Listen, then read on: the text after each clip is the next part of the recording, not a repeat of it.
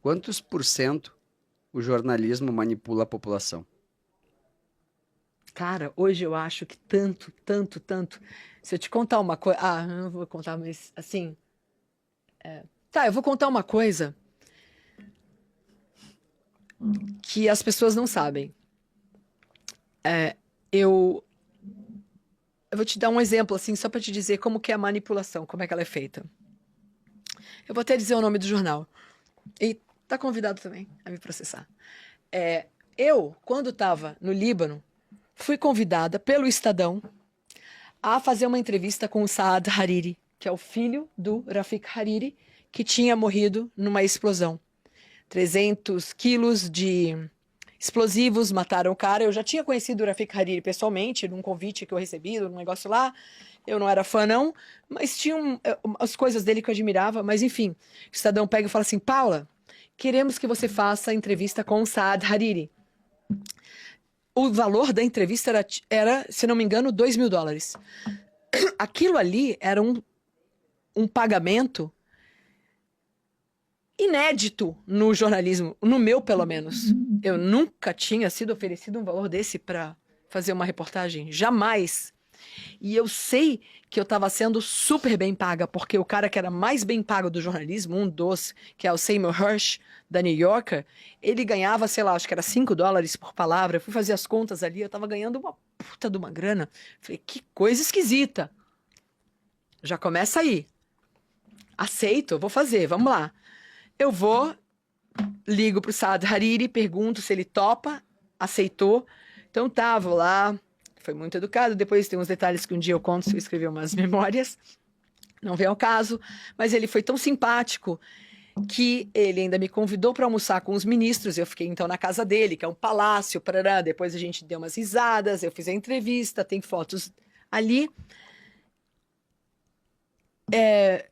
Teve só um momento que eu desliguei o gravador, porque foi uma pergunta bem chata para ele, assim, mas é que eu queria saber mesmo, e era sobre uma questão ali bem delicada, porque tinha um questionamento assim se ele era mesmo filho do pai dele. Caramba. Porra. Ele foi tão maravilhoso, ele foi tão corajoso e educado. Eu admirei ele ali.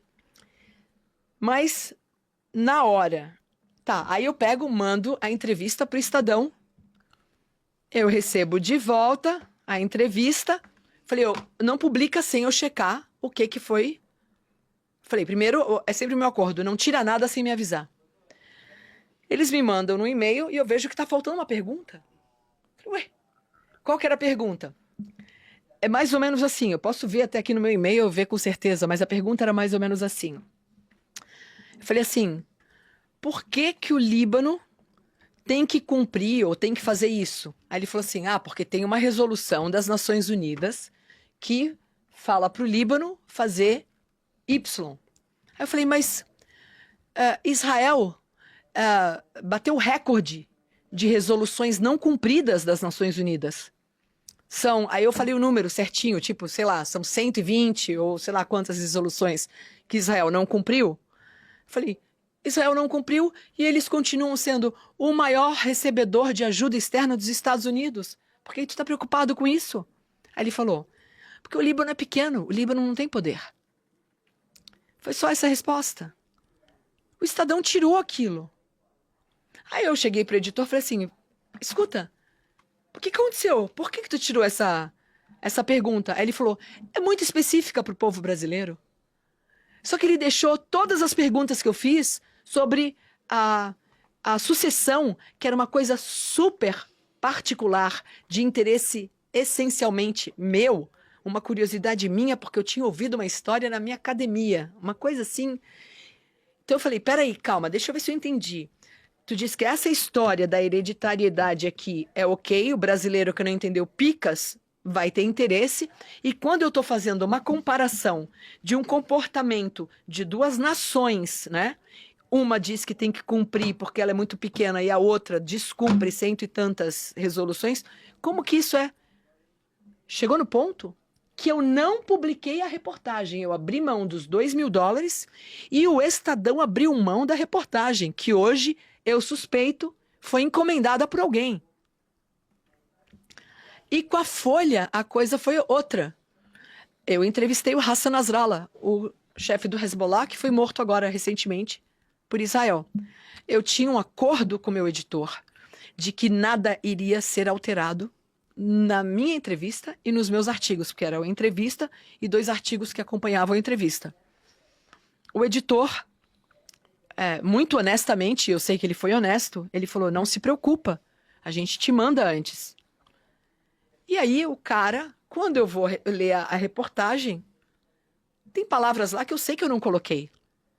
Por exemplo, uma delas foi: Hezbollah usa táticas terroristas contra o seu inimigo sionista. Falei, táticas terroristas? Cara, aquilo lá era 2004. O Hezbollah estava essencialmente em território libanês. Nunca explodiu um café em Tel Aviv, entendeu? Ou pelo menos não atribuiu a si mesmo a autoria de uma coisa dessa. Então eu achei aquilo ali, falei, como que pode?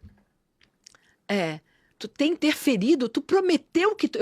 eu confrontei o editor, tu prometeu que tu não iria alterar meu texto sem me perguntar. Aí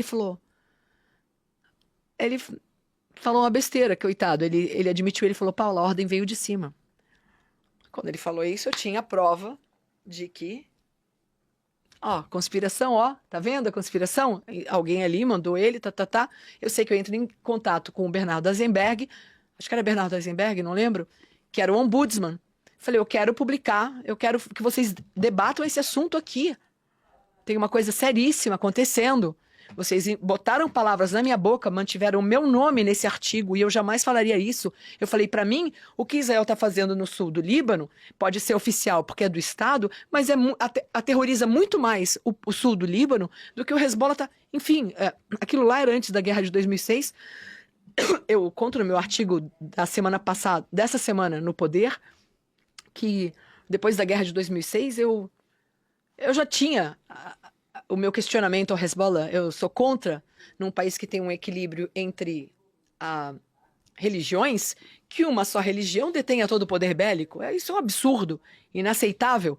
Então, eu até dizia, tinha brincadeira lá no Líbano que falavam, Paula, se você morrer, ninguém vai saber quem matou, porque pode ser o Hezbollah, pode ser Israel, porque você não tem lado nenhum, não tenho mesmo.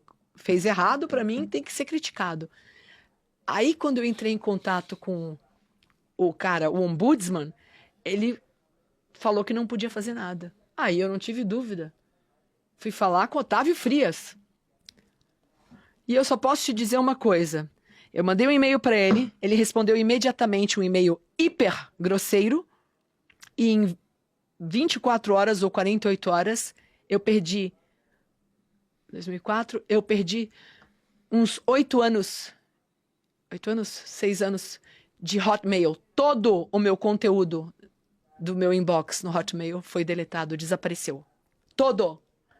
Então, e esse caso foi contado no Observatório da Imprensa do Alberto Dines. Dá uma olhada lá, tá lá o caso.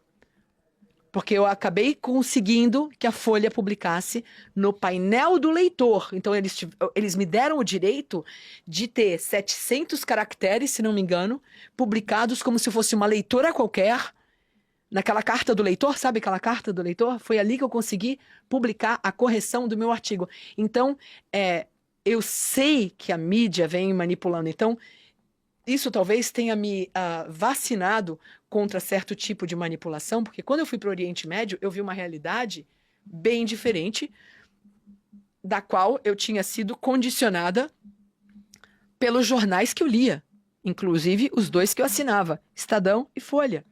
Tem um caso interessante. Eu estou sentada numa mesa no Rio de Janeiro com um jornalista cujas iniciais é PF. Foi meu colega na Folha, quando eu tinha uma coluna de política, um querido, gente boa, papapá. Sentou. Ele me reconheceu na rua, eu tinha acabado de chegar de fora, sentei com ele, tinha um segundo jornalista, que tem o sobrenome de Leite em Pó. E aí, a gente tá ali, os 3 pedem cerveja de novo, uma IPA, era naquele delírio, mais uma. acabou de chegar. Eu falei assim, cara, tu não sabe, eu tive uma briga com Otávio Frias por causa de Israel. Dude, o cara com sobrenome de Leite em Pó levantou, saiu, foi embora na hora, deixou a cerveja dele ali. Ele se pelou de tal maneira de medo. Então, assim, sim, existem interesses na imprensa e é por isso que a censura é a única coisa que vai fazer esses caras sobreviverem. Porque agora tu pode ir diretamente à fonte.